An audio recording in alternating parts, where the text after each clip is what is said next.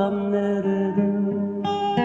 Ben seni bir ömür sevmekçiydim. Belki şu takdir ayırdı bizni. Azaplı kıslarda ötmekte günüm.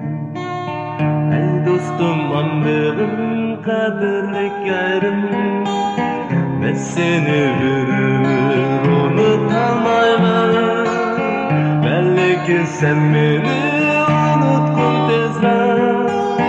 Ben senin hasretini küm sendeyim. Ey dostum ömrüm kaderlik yarım. Ben seni bir ömür unutamayım.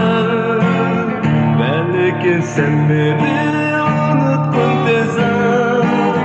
Ben senin hasretini küm sendeyim.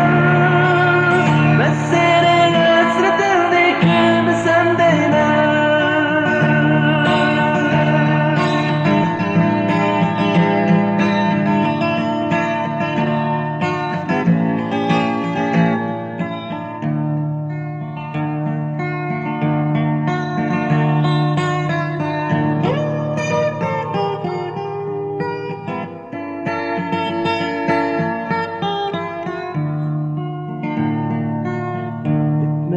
Günlerim ünsüz sükütte.